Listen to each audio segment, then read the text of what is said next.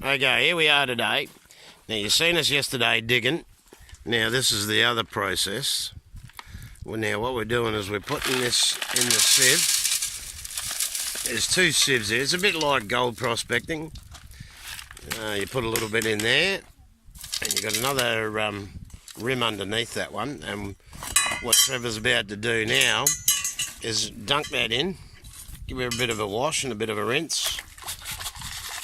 And the idea is all the little sapphires that will fall through the sieve into the smaller one, if there's any in there, and all the smaller rocks.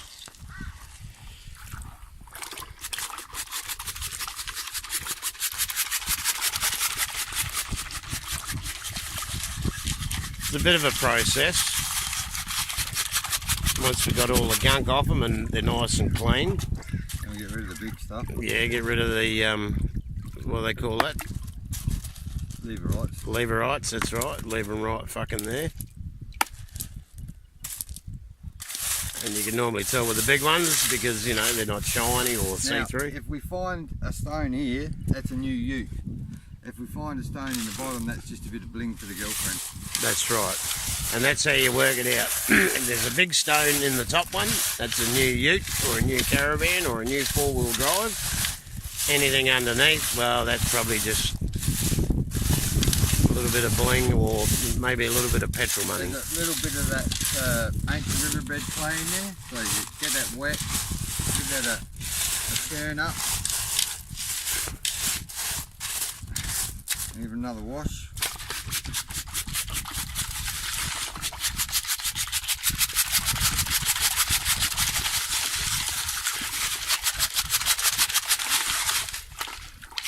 And while he's doing a bit of washing there, I'll give you a bit of an Outback poem from the snack attack in the back of the Cadillac on the roof rack in the Outback with a bottle of Jack. Feeling slack, and that's a fact.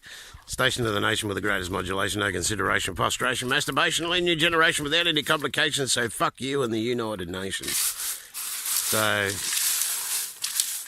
there you go. A bit of Outback fucking banjo, fucking Patterson's snack attack in the Cadillac.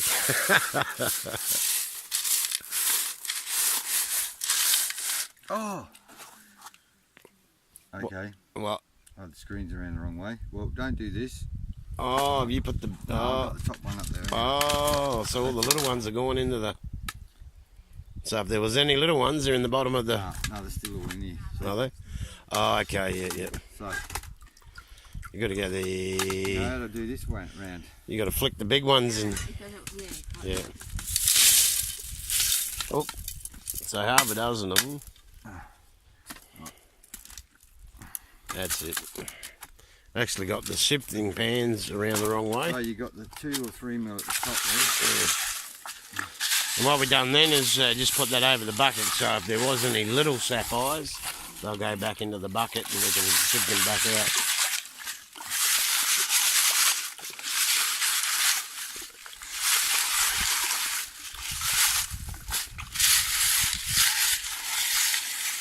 Now yesterday when we were having a bit of a run around on the old quaddie, we had a look at a couple of tracks in that back track over there somewhere, and we come across the big hole that was dug, and we walked over a little bit further, and God bless his soul, there was a cross there out in the middle of nowhere with a name on it.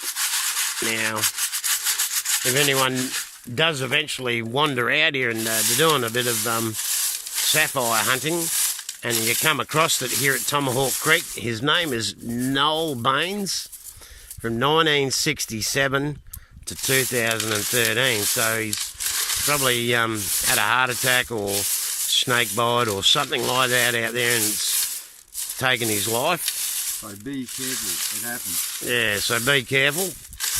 You know, it's... Especially, you know, you're digging around holes in the ground and they're perfect little pits for critters to fall in and not get out of, or snakes. This time of year, it's cooling down, so the deaf adders and inland taipans, they'll get in the hole. You start digging around and stir them up, next minute, bang, they got you. And, you know, there's obviously, you can't land a plane out here. That's right. It's a bit scrubby. So you're going to have to get about 50 k's out onto the road. Where we can land a plane, and if the taipan gets you, and he gets you on the wrist, say, and he hooks a vein or something like that, well, you got about 20 minutes. Yeah. And not only that, when you're down in those holes too, you're down there digging, so anything crawling around up top, you're not going to see it coming anyway. So you sort of got to pop your head up every now and then and have a look. One of the good tricks to do is when you're in the outback is make as much noise as you can when you're walking, scuff your feet, have a stick, hit the ground, be loud and that, and most of the little critters, they'll hear you coming and they'll get out of your way. It's normally when you, like, this is the dangerous part, you got them back, you got them trapped in a hole and they can't get out and they're just going to bite. So that's a defensive reaction. Now, I mean, the good thing about snakes is... There you go. If this was right here, a nice new ute there. Yep. But she's quartz. A bit of a spinel or a bit of ironstone, but that's, I mean, that if that had the 3 C's, colour, clarity and carats, that's about a 15, 18 carat stone. If that had the right colours, that could be anything from $50 to $100,000. And that's a new ute and new camping gear. So I'll put him up. And new mining tools. So yeah. And the good thing about being on ground like this is the snakes don't sort of like this rough, rugged terrain. But that's not to say that they won't come across it. But you know, when you got rocks like that, snakes don't like to come across it. And they say, if you're in an area where there's a lot of snakes, like where I live, a lot of red-bellied blacks and that, they say put a lot of eggshell on the ground because the snakes won't come across the eggshell because it's too sharp, and you know they won't. It's like rock; they won't come across the rock because it's too rough for them. But that's not to say that they won't do it if they're in a predicament where they've got to get across it. But if you read up or Google, a lot of people that live in snake-fested areas will put a lot of eggshell around their yard, around their boundaries, because the snakes won't crawl across it, so to say. But like I said, if they're in a predicament where they got to get across it, they will. And if you're down in one of those holes digging, like I say, you can't see anything coming up on the top ground. So every now and then just stick your head up and have a look around, make sure there's not a Joe Blake sneaking up on you. But we've been here 2 days and we haven't seen anything. The only thing we've seen running around here is bloody roos. There's been plenty of roos running around and cattle. No, there's no tracks, so I haven't seen any snake tracks or anything like that. Yeah, no tracks. And we spoke to old Tom up the road here, who's got a little mine going up here, which we're going to take you up there later and show you how he's dug it and the size of the hole. And he's been out here for a while and he reckons he hasn't seen anything this year, no Joe Blakes. So that's a good sign. Yeah, he said that there seemed to be about 30 k's away down the gully a bit in the lower mud clay tableland, where there's probably a lot more rodents and stuff. There's a few being seen down there at the ward. But nothing up here. And actually where we dug this shit from, it was all clay pan out there, so you know that's probably a good area for them out there as well. Yeah, because it's pretty flat and a lot of clay pans. Alright, I'm going to just remove some more of the obvious rock. Leverites. And you know, there's a bit more clay stuff there. We have got a couple of little sapphires, like little tiny ones. And as I was saying about that Noel Bain, if you come across his gravesite there is a little bottle with a sapphire in it. And a photo of him when he was a young lad, when he was a baby. Yeah, a photo of him when he was a baby. Now, if you do come out here, don't nick that fucking little bottle with sapphire in it, because... you'll get bad luck, I'll tell you. You know. You'll end up like him. Yep. So just respect the country and respect, you know, the Australian tradition where, you know, you... And obviously that hole where he's buried near, well, I don't know if he's buried there, but his memorial things there, they've filled it all in and haven't dug there, so probably out of respect for the poor bugger.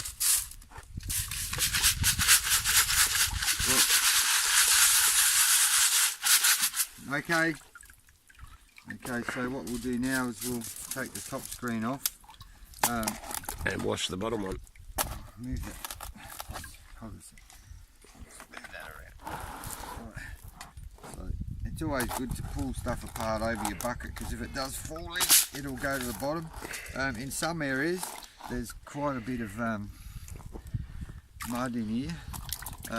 Reward and places like that, blokes will, and up in New South Wales, they reckon you can get nearly close to 1 gram of gold in amongst this. So what they do is, because gold's heavy, when they're finished for the day, they'll sieve through that, pan that, get about 1 gram of gold out. And if you work out you're up there for a month, well, that's 30 days, that's 30 grams. There's an ounce of gold, so that'll pay for a bit of fuel. And today's price at about $1,500 an ounce. Well, there's $1,500 for free. Yep. All tax free too. All right, so we'll take you over to the sunlight now. And we'll just have a look.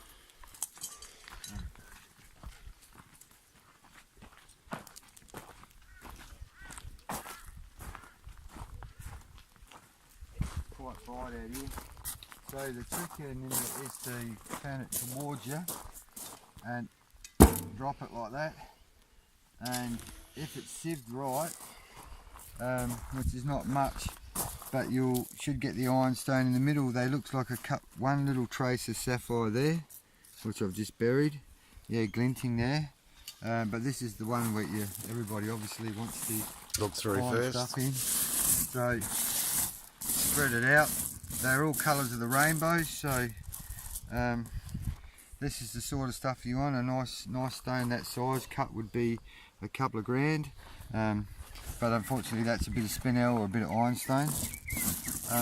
It's good to have another pair of eyes to double check it. It's the same bit. I went back to it. You know, you can look and double check, but when you do first find there's a bit of clay there, so it wasn't quite done. There's a bit of clay in, and if you bust it open, but it could be a little tiny rock inside of that. That's the problem that is.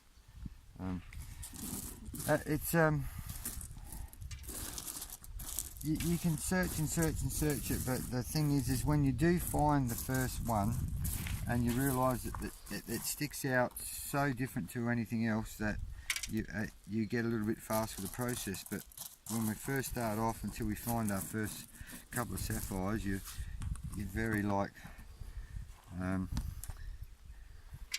thorough. Once you get your eye in, young kids are brilliant. They've got eyes like little bowerbirds, and they pick it up real quick. But see, there's a few just tiny little bits of clay, and they could have stones inside of them. So rewash it. Anyway, we'll go back and we'll do another lot.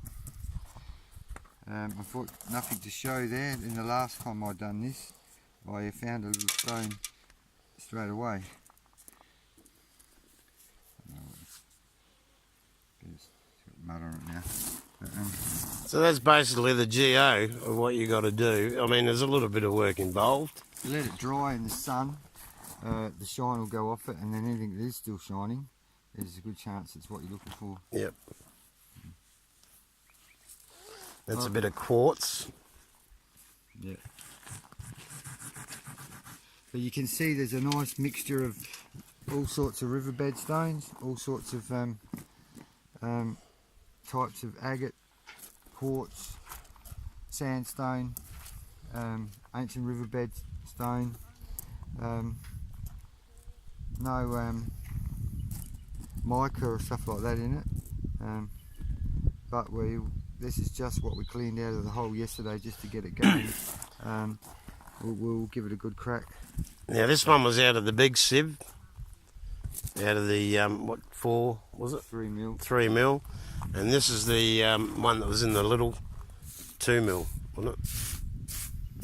Yeah, the finer screen. Yeah. And it's, so this is the tiniest stuff. This is the one that you really got to have a good search through. and let it dry a little. And like I said, if you see something a bit shiny this one is a good sign if you see a few little stones, a few little pieces like this in here. Yeah. And there's a couple of little quartz just in here, those two there. Some what they call specks. That's a little sapphire there, and not not a real good, nothing from a good quality one, but it sort of gives you indication that you're onto some stone. And if you hold something like that little one up to the light, you should be able to see through it. All right, well, let's go back to that's a little sapphire there. All right, we'll go back to we'll do another lot. Yeah, no, I'll show you something a bit better. Right. And this is just our camp setup, shower set up there. I had one this morning and froze me tits off.